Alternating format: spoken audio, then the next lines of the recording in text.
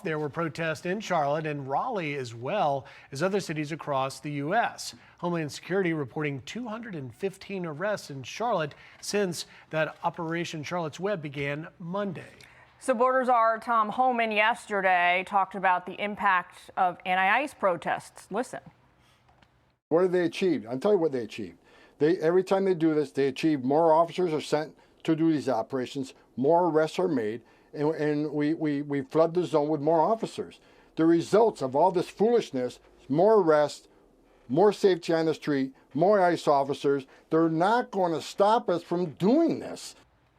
And Homeland Security on the verge now of ramping up immigration enforcement operations. Reportedly, they're going to target Louisiana and Mississippi. DHS is also looking to ramp up its presence right here in New York City. Let's bring in senior correspondent Jonathan Serrie. He's got all the details on what to expect. Hi, Jonathan.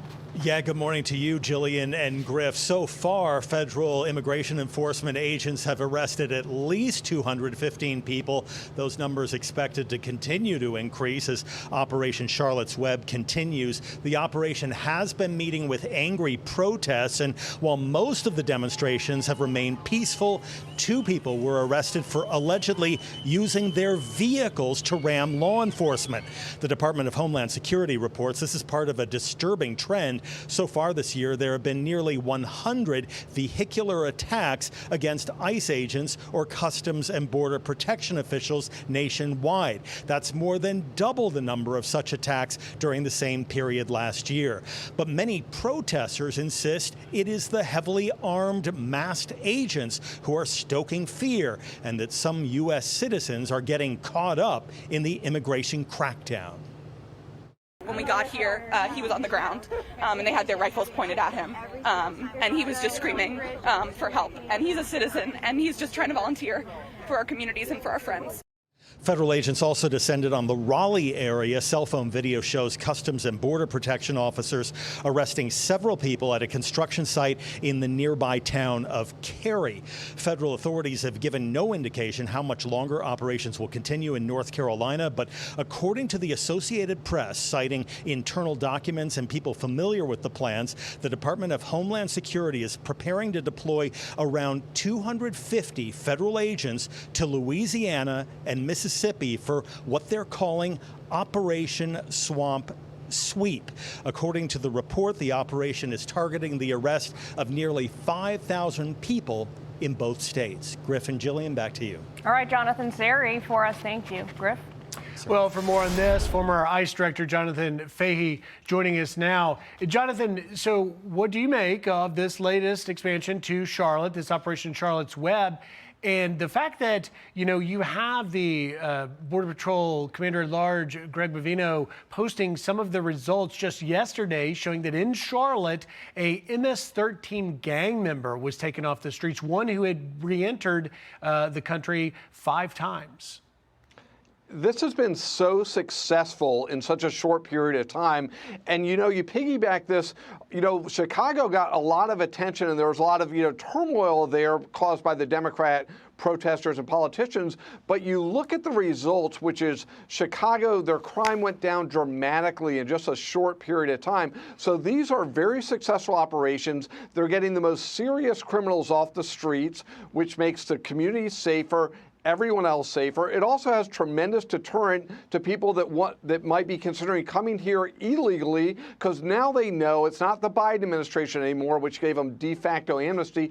They're going to get caught and they're going to get sent home. So this has been so successful as part of an overall Trump administration immigration policy that's been successful beyond, I think, anyone's imagination, and it's going to continue, and the community will benefit. Let's look at crime numbers in Charlotte from, say, last week until a couple months from now and see how much they go down, and it will be dramatic, as well as other things like fentanyl overdoses and things like that. Well, Jonathan, North Carolina's governor does not agree. Here he is. Take a listen. Josh Stein slamming the operations. Want to get your response. They're just sweeping sidewalks. They're sweeping parking lots. They're going into stores and churches. This is causing widespread fear, widespread uncertainty. This is not about public safety, and I wish that it were. What do you say to that, sir? I think he knows exactly that it's for public safety, but of course he's got to promote the Democratic political narrative of pro-amnesty, pro-open borders. No one, he should be calming the fear. They are just getting people here illegally. So if you are a U.S. citizen, you have nothing to worry about. But instead of doing that, instead of calming fears, he's looking at his political interests and putting them ahead of public safety. Look at all you have to do is look at the Chicago numbers, look at the people that are taken off the streets, and the numbers speak for themselves. And of course, they're going to arrest people where they are. So this idea of arresting them here or there is not indicative of any wrongdoing. It's indicative of their location, and that's exactly what they should be doing. Are you surprised, Jonathan, that we're now hearing, as we mentioned in the open, that these operations could expand to Louisiana, most notably probably New Orleans, as well as the state of Mississippi?